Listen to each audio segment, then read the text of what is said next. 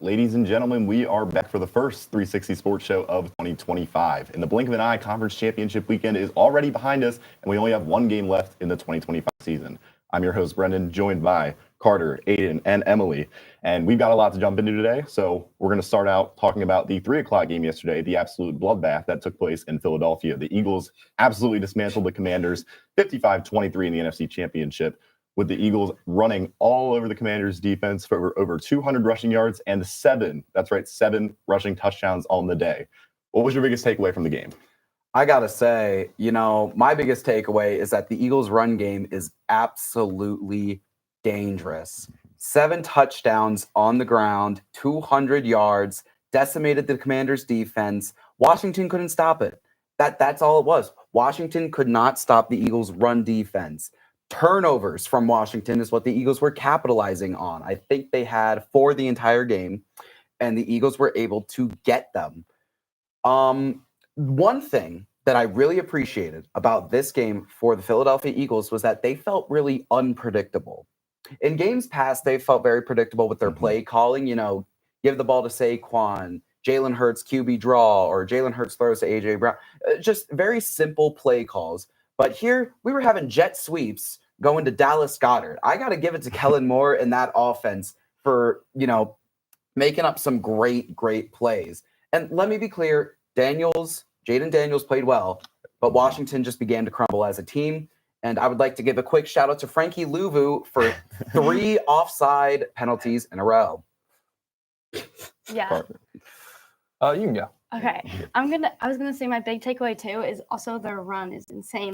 Saquon Barkley, I think, is going to be that player for the Eagles that's gonna be the difference maker. And, I think that he might be the difference in stopping the Chiefs from going for a three-peat. So I think that his run game just completely changed the Eagles season this year. But they didn't just run. Jalen Hurts threw for 246 passing yards. So, running is not all the Eagles have. They're an all-around team. Their defense is top tier, number 1 in the league. I really think that the Eagles have it in it this year. I couldn't agree more. If anybody ever grew up as the younger sibling, this is what it kind of felt like, this dynamic. It felt like big brother, little brother, and little brother got whooped. Little brother got whooped on live TV, unfortunately for them. Jaden Daniels, fantastic quarterback. I would say arguably one of the best or the best playoff run by a rookie ever. That game was not on him. I think we could all agree on that. Mm-hmm. He was fantastic. This Eagles team was just built for this moment. They're built to be a Super Bowl team. The Commanders, on the other hand, they're a couple years away, and they made a great run, and they will be back. But this Philadelphia team, top to bottom, is just in it to win it. Saquon Barkley, Jalen Hurts, A.J. Brown, Devontae Smith, Dallas Goedert, weapons on weapons. And that's only on the offense. Talk about the defense. We got Cooper DeJean and Quinyon Mitchell. Those are 2 acquisitions in the draft who have been absolute studs and defensive rookie of the year candidates. From top to bottom, head coach, GM, roster, this has to be the year for the Eagles because this is the most stacked roster I've seen in football in a long time from each position. I don't think personally that there was any position that the Commanders really had better than the Eagles, if I'm being honest, unless we want to say coach. But now Nick Sirianni's been to 2 Super Bowls. Is there really any more debate on if he's good as a coach anymore? Yeah, and I feel like it's pretty obvious that the Eagles won it. They won it this year. The drive is there. If you look at their centers, both of their centers were hurt, but they still played. Mm-hmm. They're still doing tush pushes. They're still they're playing on injuries and upon injuries and but they won it. And their starter, Cam Jurgens, he comes back in the second half to play because their other one, Landon Dickerson, he's also hurt now. Both of them, they just have every weapon that they need, from their defense to their offensive line. I agree. I think yesterday was the most complete game that they have played this season. And it's also because in the second half of that game when it really mattered, there was no resistance from Washington. Whether that was because of how bad their defense played or how good the Philadelphia's offense looked, they were able to run the ball, which we know they've been able to do, but they were also able to mix in the passing game with that, which has struggled at points this year. But when you're able to run the ball that effectively, it opens it up. So I think we can all agree that was the quote-unquote boring game from yesterday. The night game was infinitely more exciting in the AFC Championship. Kansas City got past the Buffalo Bills 32-29 after what some might call a brutal drop from Dalton Kincaid. So after seeing that game, do you think Mahomes and the Chiefs have what it takes to finish the job and get the elusive three-peat? And what does this say about the Buffalo Bills and Josh Allen? I do want to start on the Kincaid drop. I was able to. I saw the game. I watched both games yesterday from top to bottom. That Kincaid drop was not an easy ball. Not at all. Kincaid is a very good tight end. Obviously, he plays in the National Football League. What do you expect? But when it comes to those balls that are right outside of your hands and you got to like go in to grab them, I mean, it's hard. It's hard to grab those balls, even if you're the Travis Kelce of the NFL. It's hard to get those balls. Was it a brutal drop? Absolutely. But the Bills should not have been there to begin with. I think what it would take for the Bills to get over the hump is just for them not to play the Chiefs in the playoffs. I think it's as simple as that. It's for the Chiefs to exit in the playoffs in a different time and for the Bills to play another team, whether that be the Ravens, the Bengals, or maybe another AFC contender at that point. What I took away from the Chiefs just chiefed. They just played barely better than their opponent, and they were able to get the win. Not to say that that's a bad style. They were 15-2 in the regular season. That being said, this was their only game in the entire season where they scored over 30 points. Mm-hmm. They had 32. So Mahomes is great, but I got to give credit to the Chiefs defense on this one. They were able to hold down Buffalo, unlike the first game that they met in the regular season. And that Chiefs defense is always giving people trouble. Yeah, I would say that I honestly think that's the Bills' downfall was the Chiefs' defense. They were running all over them. They stopped 3 quarterback sneaks. Like the Chiefs' defense was just on it. And like you said, I mean, the Chiefs have just been sneaking by all season, barely getting out some wins. But I just think that the Bills, like, I feel like it also can go into like a mentality thing too for Josh Allen. Like he's like, I can't beat the Chiefs. Like, so again, maybe his key to playoff success is just not playing the Chiefs. This Chiefs roster is simply just better. It's like the Eagles and Washington. The better team won, the better quarterback won, the better coach won. I didn't think it was any bit surprising that the Kansas City Chiefs won. This is arguably the greatest NFL team we are ever going to experience in our lifetimes. And we thought we were done with Brady and Belichick, and now we have a new era. I saw a Bleacher Report graphic, and as a little reference, if anyone's ever watched Dragon Ball growing up, it was Mahomes as Goku and Allen as Vegeta, and it was Mahomes just punching him, knocking him out. And if you've ever seen that show, Goku always beats Vegeta. Vegeta's always one step behind, and that's just what it feels like.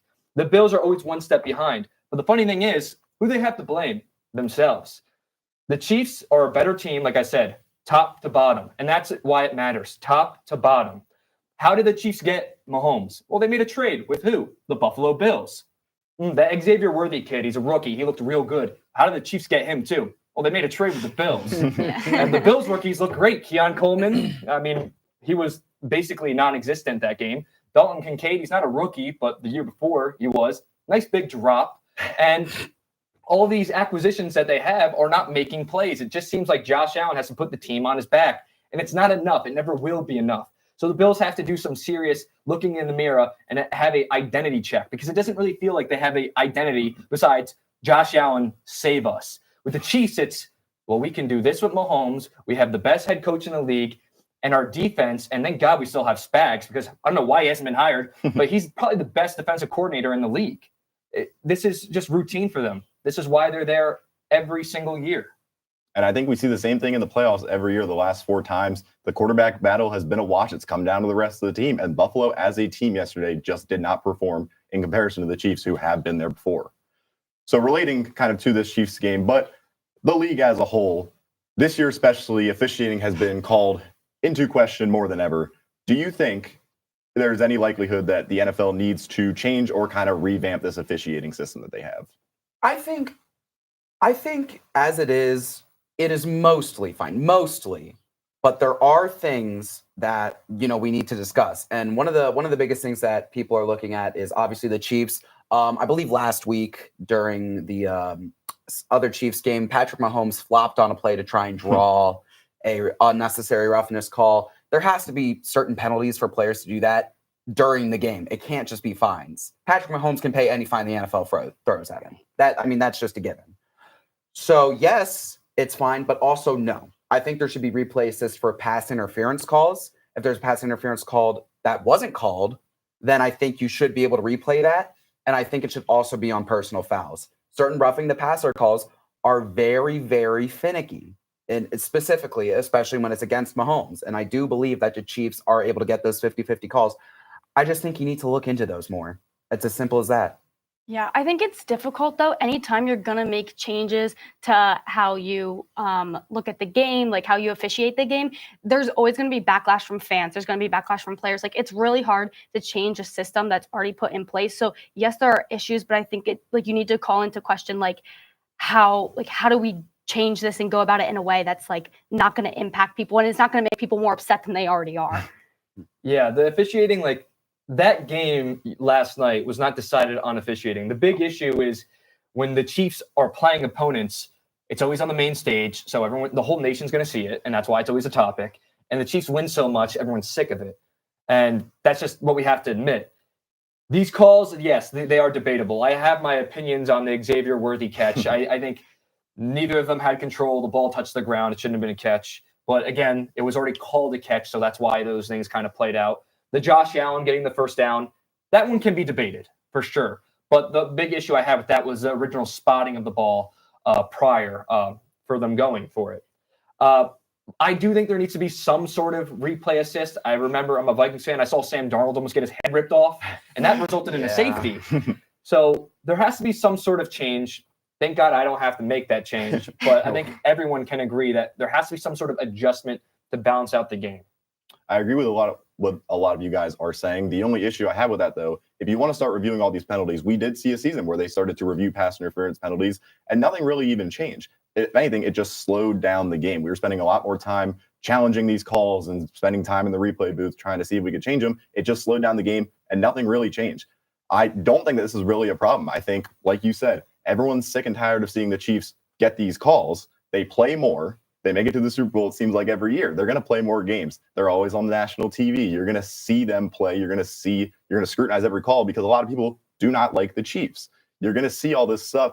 And the one thing the Chiefs do that other teams don't, they capitalize when they maybe do get a break. Sure, maybe Xavier Worthy didn't catch the ball. That's up for debate. They went on to score. No one's talking about it that if they don't score. They stop Josh Allen. They end up going down and scoring. No one talks about that if they go 3 and out and punt the ball. They take advantage of these opportunities. I really don't see what changes you can make to this refereeing system. Yeah, that's up for the debate. That's totally fair. I think maybe just some sort of change because it's so much of a conversation. But I still lean more to your side that it does get to a point where you can't mess with it too much because if you do mess with it too much, you're changing the game. And then what's going to wind up happening is a whole nother conversation happens. And, I don't like this change. So right. That is true. People are just going to be mad about everything. Yeah, we're all going to be mad. As if it's not your team, you're going to be mad. As long as there's a dominant team like the Chiefs and they do maybe get a lot more of these breaks than another team, someone's always going to be mad. Right. Absolutely. Nobody's going to be happy with the calls. And especially it's easy to be like, oh, I'm a Bills fan, so it's the ref's fault that my team didn't win. So like you said, it's like not everybody's going to be happy and you can't make everybody happy. So it's going to be hard to adjust the system. So we've talked a lot about kind of the best players in these games, Saquon Barkley, Patrick Mahomes, Travis Kelce. So we're going to get into some of the unsung heroes of these conference championship games. So we're going to go up to the board and each one of us is going to present a player or figure of these teams that was kind of unsung, maybe didn't show up in the box score, but was a key reason as to why these teams won. So Carter, if you want to start us off. These chairs is fun. It's fun getting out of that chair, yeah. So this is my pick. I have Frankie Louvu, and yes, the Commanders didn't win, and they got whooped, if we're being honest. But, big but, he was amazing. I think he had a great game. We all saw on TV that, they almost awarded the Eagles a legitimate score because of him jumping offside. But do you blame him? He kind of had to. That's an unstoppable play. But besides that, he had 4 tackles and a sack. It was just a game record the entire game. I mean, his presence was felt on the field regardless, even though the score doesn't really show that. And I think Frankie Louvu, he's just an absolutely fantastic player. And he's such a great acquisition and player to have on the Commanders. A lot of teams would love to have a guy like that because although, again, like I said, we're joking around about Louvu jumping off sides, he wanted that. He wants it more. His presence is felt on the field. I know it resulted in a touchdown anyways, but I have big props to him and the entire Commanders nation. I mean, this is a team that's going to stick around, especially with leadership like that on the defensive side of the ball. So Frankie Louvu, although he didn't win, You're my hero, man. I think the biggest thing with him jumping off sides that many times is it just started to make me laugh at some point. Like him just kept hopping over the O-line. It just made me laugh. Even that's what he's going to be kind of known for in history with that game. But it did feel like he was all over the field at most points for a pretty uninspired Commanders I team. felt like I heard his name all the time on defense, even when it was before Yep. that little jumping over the line incident. But all still, over the field, even if he was on the offensive side. Exactly. So, Aiden. Looks like I'm up, and my pick is not Frankie Louvu. Sorry to disappoint everyone. he's still a hero for Sorry all to of us. disappoint the 5 Frankie Louvu fans in the world. My pick ended up being Nolan Smith Jr. for the Philadelphia Eagles. Now, Nolan Smith this season has really come into his own.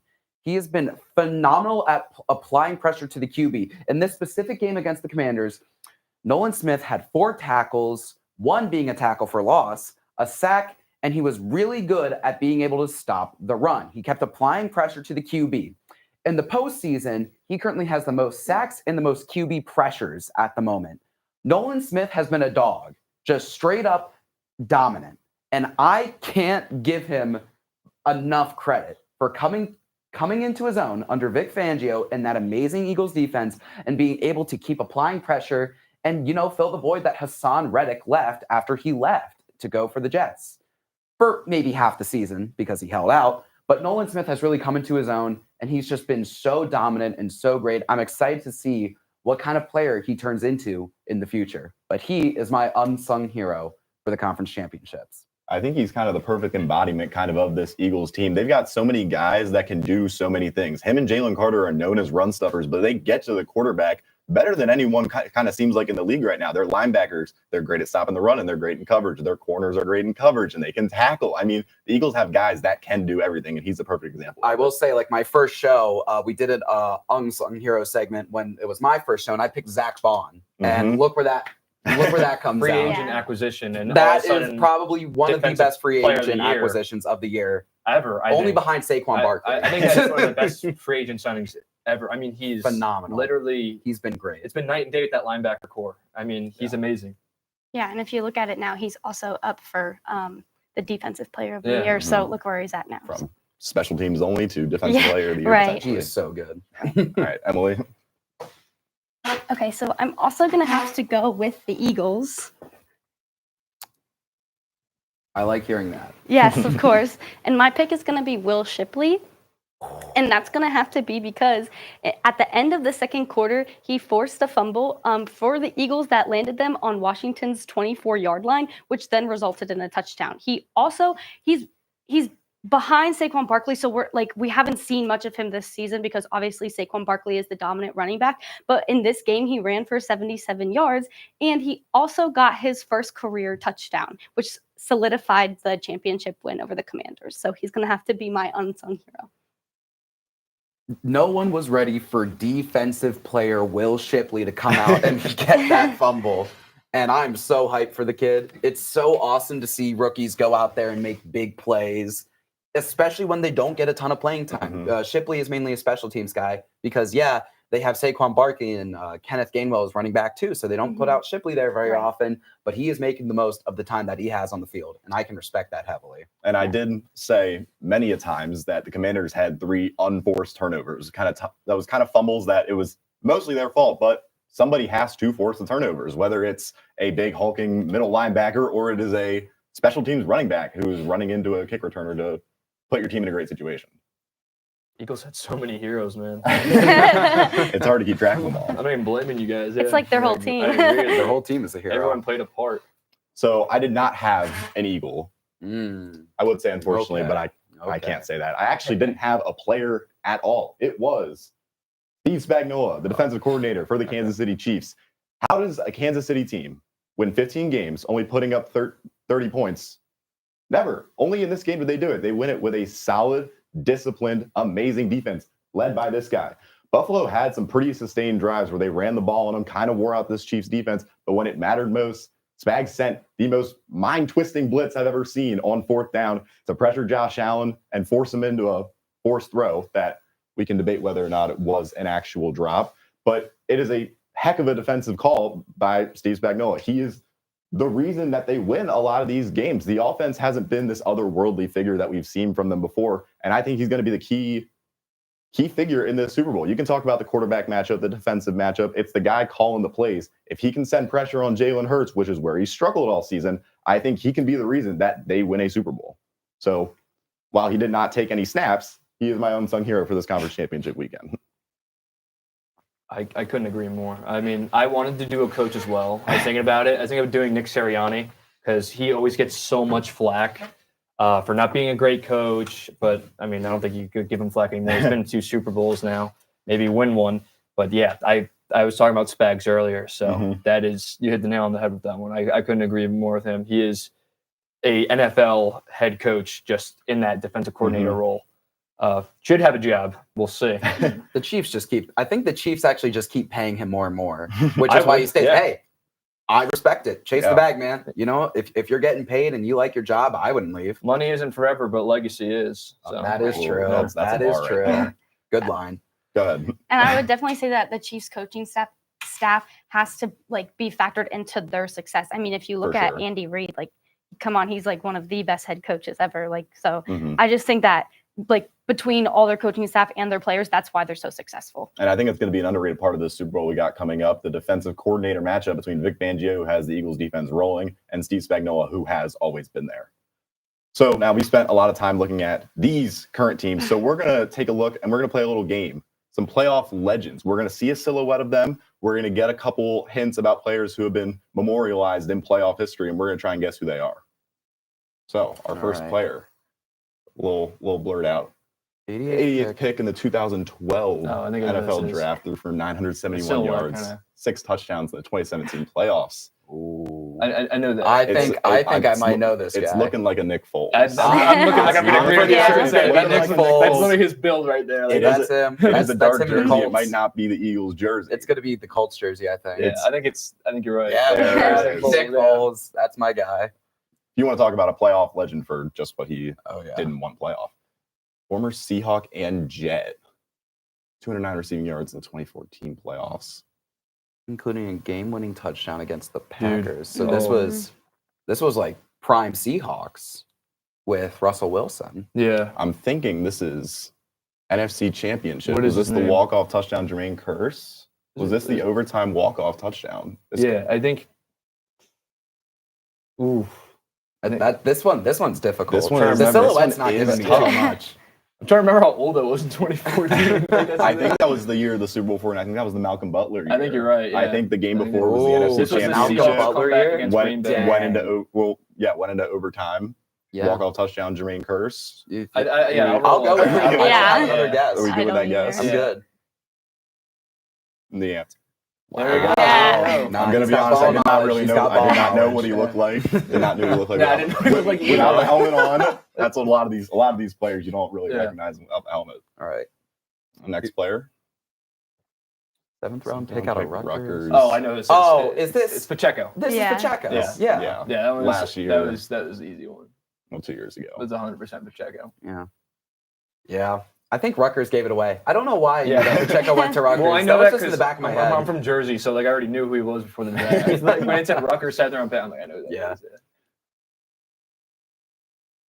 All right, we're done. All right, Oh. so we want a solid 3 for 3. That's not too bad. if you Jermaine ask Kearse, me. that Hey, was that a Jermaine good Kearse call. call was Hey, legendary. in your Thank bag you, for man. that. That was And good. That was a good call. Got in the double.